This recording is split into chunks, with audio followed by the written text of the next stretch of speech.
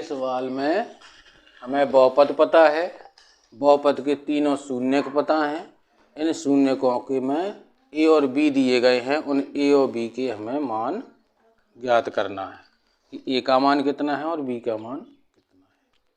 हम बहुपद से तुलना करते हैं किसकी, A X square B X A X cube B X square plus C X plus D बराबर 0 से तुलना कर देते हैं।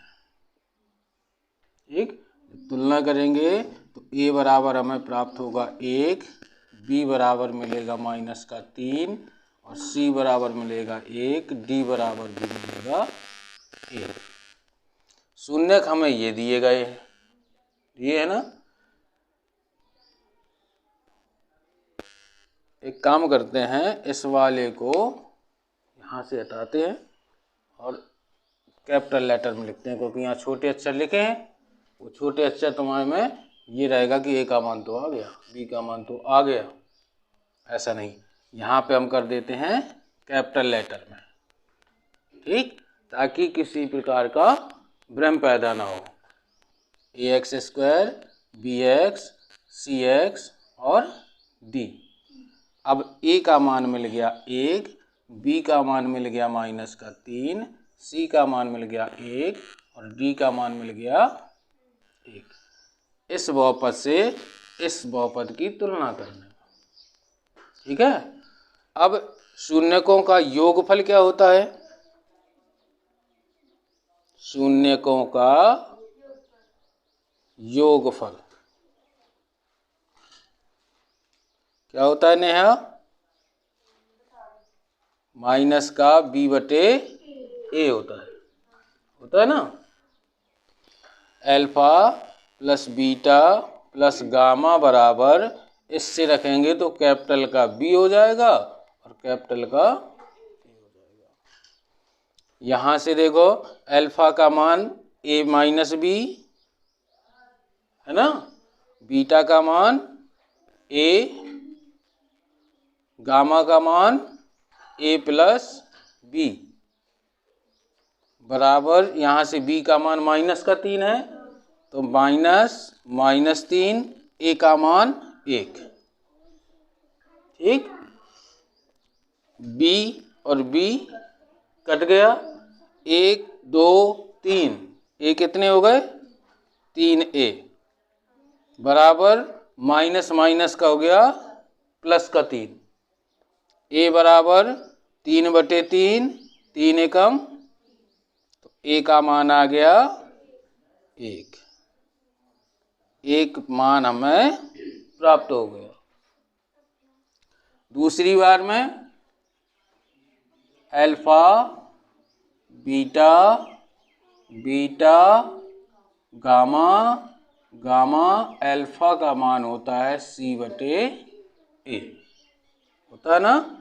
अल्फा का मान है a minus b into beta का मान है a प्लस बीटा का मान है a, गामा का मान है a प्लस b, गामा का मान है a प्लस b और अल्फा का मान है a माइनस b बराबर c बटे a लिखा है तो c का मान 1 और a का मान 1, तो 1 बटे 1, ठीक। अब हम यहाँ क्या करें, a का मान हमें प्राप्त हो गया है, तो a का मान रखने पर,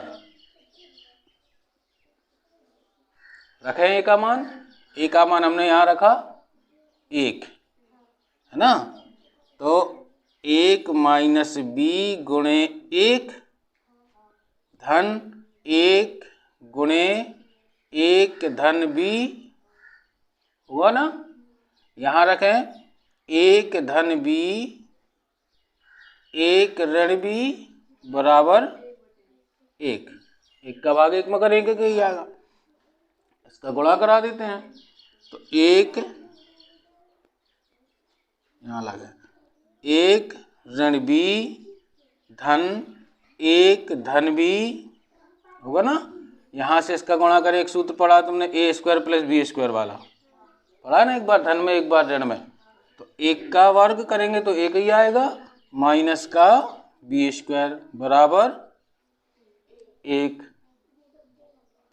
बी से बी 1 2 3 हो गया ना, 1 2 3 3 हो गया, माइनस का बी स्क्वायर हो गया बराबर में 1 हो गया। अब बी स्क्वायर को इस तरफ ले जाए, 1 को इस तरफ ले आए, या 3 को इस तरफ ले जाए, जैसा करना है देखिए दोनों तरफ से कर सकते हैं। माइनस का बी स्क्वायर बराबर 1 माइनस का 3, तो माइनस का बी स्क्वायर बराबर माइनस का 2, इस 2 माइनस से माइनस कट जाएगा। अब स्क्वायर जब हटती है तो क्या होता है, अंडर रूट लग जाता है दूसरी तरफ। तो ये हो गया हमारा b का मान और ये हो गया a का मान।